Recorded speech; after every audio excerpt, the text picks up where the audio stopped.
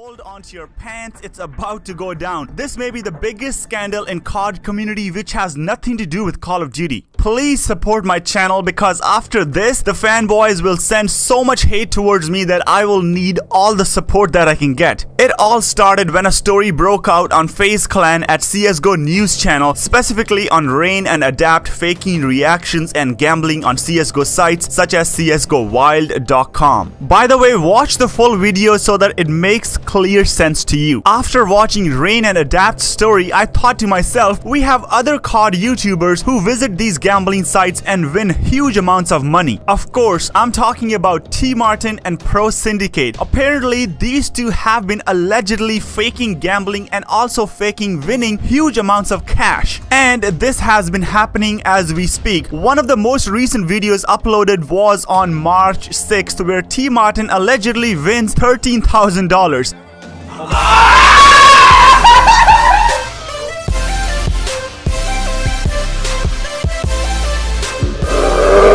Let me be clear here, I'm not accusing anyone. I found some info and I want to show it to my viewers. So, T Martin and Pro Syndicate visit a CSGO gambling site called csgolotto.com. I did some digging into this and holy shit balls.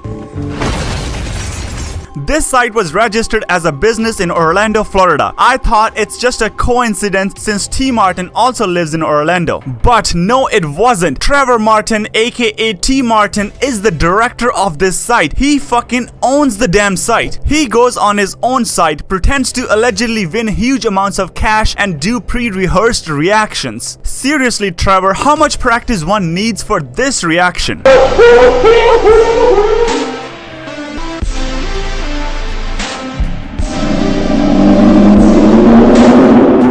So, some of you may know T Martin has a company called T Martin Enterprises Incorporation. I looked it up and it said he is the director of this company, obviously. But then it also says he's the director of csgolotto.com. And look, what the fuck? Thomas Castle, aka Tom Castle, aka Mr. Pro Syndicate, is the vice president. So these two own the website csgolotto.com and they allegedly do fake gambling and pretend to win thousands of dollars and also sometimes pretend to lose it too. Now here come the fanboys saying this cannot be true. I'm sorry, but looks like it is. There is more proof. Proof number 2, statelog.com, Florida business registration, CSGO Lotto Incorporation, registered in Orlando, Florida by Trevor Martin. Proof number 3, corporationwiki.com, CSGO Lotto Incorporation, President Trevor Martin and Vice President Thomas Castle. Proof number 4, Better Business Bureau, CSGO Lotto Incorporation, Orlando, Florida, T Martin as president. You want more? You got it. Proof number 5, Florida Department of State Division of Corporations, CSGO Lotto Incorporation, President Trevor Martin and Vice President Thomas Castle. Proof number 6, Bizapedia, CSGO Lotto Incorporation, President Martin,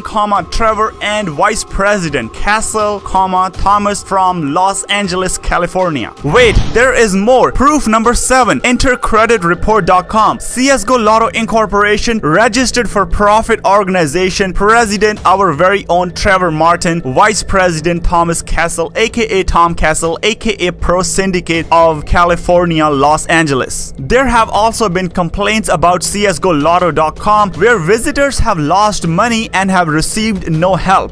Trevor and Tom, in all seriousness, if you are doing this, please stop. What you are promoting here is illegal gambling to your underage fans. There has been a recent lawsuit against these sites and Bloomberg even says that this is an epidemic that is spreading fast. These kids, man, they look up to you. They think if their idol can make $13,000 in 5 minutes, they can too, but we all know that is not true. You were able to make that money allegedly because it was your own website. Let these kids go to the dispute between Luminosity, the North American organization, which has the best CSGO team in the world at the moment, the reigning major champions of MLG Columbus, the Brazilian team led by Fallen and powered by Cold Zero, and SK Gaming, the German organization, who famously had Swedish CS teams for most of its history, has come to a close, this dispute that they had. Now, obviously, this is something I've covered on my channel before. I'll put a video here. There was one initially when an ESPN story was published where it said that SK had signed the Luminosity players to contracts, even though Luminosity said that they had letters of intent with their original organization, and so they felt that it was like there's some trickery had gone on SK's part, like they hadn't spoken to Luminosity, the org, and they tried to trick the players into joining SK, even though they claimed that wouldn't be legally allowed, and that the Luminosity players now wanted to stay with Luminosity. Then there was another video that I'll link there where Fallen made a statement about all of this and told his side of the story and tried to give more detail, and I broke a lot of that down because there were a lot of inconsistencies and logical errors and just certain parts which seemed a bit fishy, you know. An obvious example being that they repeatedly hammered this point that SK hadn't provided legal representation for the players, which, by the way, doesn't make sense because you provide your own legal representation when you're taking part in a deal. The person who's making the deal for you doesn't give you the legal representation. If anything, that would be open to corruption because they would be paying the lawyer to come and represent you despite the fact it's against them. You can see how that would obviously be a problem. Also, the implication was that SK in some way tricked the Luminosity players because the Luminosity players didn't have fantastic English and they hadn't provided a translator either. Now, the reason why this is a problem is because I pointed out myself in my own video many times, yes, but Luminosity, the organization, didn't provide this special translator necessarily, and certainly didn't provide their own representation for the players against themselves when signing the letters of intent. Yet this was a key aspect that the players of Luminosity and the owner of Luminosity kept hammering to show how unethical and duplicitous the SK Gaming owner was, and they also suggested this had no legal precedent anyway. That actually the letters of intent with Luminosity as an org meant that the players could stay with Luminosity as an org, and those letters of intent would take precedence over the contract that they had already signed with SK Gaming 3 days before the major, and that this SK owner had lied and he tricked the players into thinking Luminosity was a bad org, and that's why they wanted to leave, and that in fact it was the case that he had even lied about the legal precedent for it, that they wouldn't be able to leave in this scenario, and that it doesn't matter what he'd looked up, and that in court Luminosity would win, and everyone felt this way, and everyone on the outside thought, right, this is being resolved then. The players are going to stay with the org. I mean, possession is 9/10 of the law. You're going to essentially have to get the government, well, not the government, you have to get the court system in some country to force Luminosity, the org, to send you the players, or in some way, as was suggested, WISA or ESL or whoever else, Valve, will have to come forwards and say to Luminosity, the org, right, you have to let these players go to SK. Otherwise, they just stay in Luminosity. Those contracts with SK mean nothing anymore. And either the orgs go to court eventually, which might take years at that point in time, and by which time, who would really care aside from them and the lawyers? Or it would have to just be dropped. So a lot of people felt, right, Luminosity gets to keep the players. So here's the interesting thing. The resolution to the dispute is that the players, the Brazilian team, which are the reigning major champions, have just gone to SK. It turns out actually the story was as SK wanted it. They go into SK Gaming. As of July the 1st, they will be representing SK Gaming colours, wearing the SK Gaming jersey. And that means that despite playing ECS now, at the beginning of July, they will be playing for SK Gaming when they come to defend their championship at the major. So at ESL 1 Cologne, they will be SK Gaming, Brazil or whatever they call themselves, not Luminosity Gaming. Because remember, the spot for major tournaments belongs to the players and not the org. As long as you have 3 other players that managed to get the placing at the last major, a legend spot, then that spot belongs to the players if they go to a new organization. Because otherwise, obviously, in theory, Luminosity could field a brand new 5 players and be like, well, it's our spot, not yours. Meanwhile, this team wouldn't have even qualified because SK Gaming squad didn't qualify. So you can see how that is a good system and prevents a lot of corruption. For example, Luminosity, the org, if they'd been bad, not saying they did this, but I'm pointing out that this is an example, they could have said to the players, you have to stay with us as an org because otherwise I won't let you play in the next major. You can see how that would be a problem, right? Now, the big problem with this is not the way it's all been resolved. Like, as far as we know, SK Gaming gave them better contracts than Luminosity. I would assume, by what's happened now, that actually, when they realised all the problems going on, and maybe the Luminosity guy even found out that his legal claim wasn't as strong as he thought it was, or wasn't as big a chance to win, they just settled, as a lot of people do outside of court, because it makes a lot more sense to just settle, make an agreement with something where you both get something out of it. For example, you pay them money, they give you something in return, this team, for example, and as a result, everyone doesn't have to waste money paying lawyers, everyone doesn't have to wait ages, there doesn't have to be more drama, you can just finish the deal in that particular sense. But the reason why this is awkward is because of the way the Luminosity org and players handled this whole situation.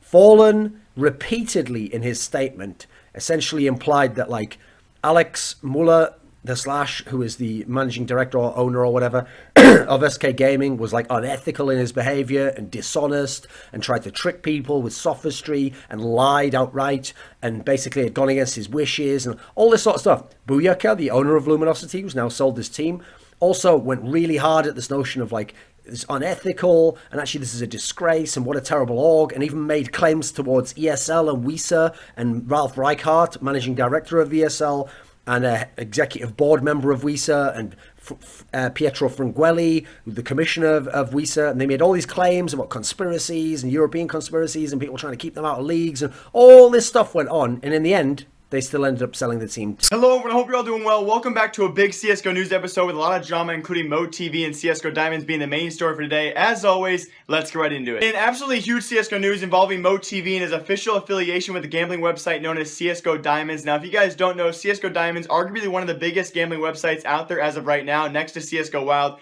or probably just below CSGO Wild. So it's a big affiliation here and a big scandal going on. Now, a lot of information has been released the past 48 hours. If you guys have not heard about it, I do want to point out there are two big sides to this story. There's MoTV side of the story, and there's also CSGO Diamonds, who released their own statements of the side of the story. But I'm going to tell the straight up truth. I'm going to try and be unbiased about it all as well too. I'm going to try not to take sides, although I do feel that in both these cases it's going to look bad for both parties. So I hope you guys all enjoyed the explanation here. This is all the information that's been released so far, and again, this looks terribly bad for the gambling scene and MoTV and CSGO Diamonds. There is no good to any of this story. So the first news of this release was actually by MoTV himself. He came out on Twitter and said his affiliation with CSGO Diamonds was ending because there was kind of a scandal going on. He wanted to apologize to the whole community. He released these tweets kind of summing up his relationship with CSGO Diamonds, but also hiding part of the truth. His messages here show himself being affiliated with CSGO Diamonds and agreeing to do some fake bets with them, but it's kind of curious because he chose these specific messages on Skype. As you know, you can see MoTV saying, let's not cheat too much.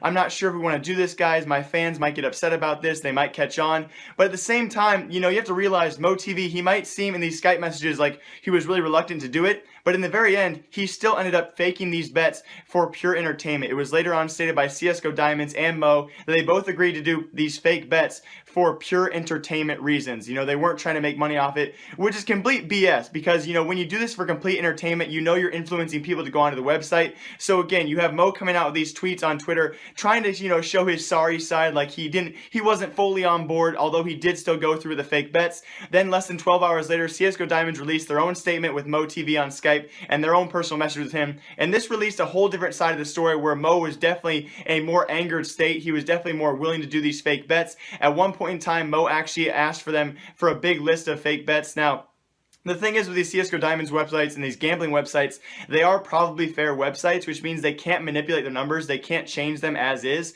Otherwise, you'd be able to tell when they actually change those numbers. But what they can do is they can draw these long lists of numbers. With CSGO Diamonds, it's a list of numbers between 1 and 100, and they can tell Mo which numbers will be hit. And so he can actually, you know, have a list, you know, on his computer screen whenever he wants of the next 50, next 100 bets, and that's why he can choose, you know, to bet under 20, bet over 20, whatever it is for CSGO Diamonds. So that's how he was hitting those 1%, those 10% bets that no one else can ever hit, but Mo was hitting them an irregular amount of times, and this is how he was doing it. So CSGO Diamonds released this part of the story, which definitely showed Mo a different side of him being all angry, and then eventually the whole thing broke out, and apparently they broke their relationship with each other, and they promised to pay MoTV a severance pay. So here's where the story gets very, very interesting. In CSGO Diamonds' very own release tweets, they showed they were going to agree with Mo to release him from their contract, mainly because Mo had stopped streaming as much as he used to. Their previous contract stated that Mo was going to be streaming anywhere from 100 to 130 hours. Obviously, this is before he was heavily involved with Echo Fox and managing the team over there, so he was streaming a lot more,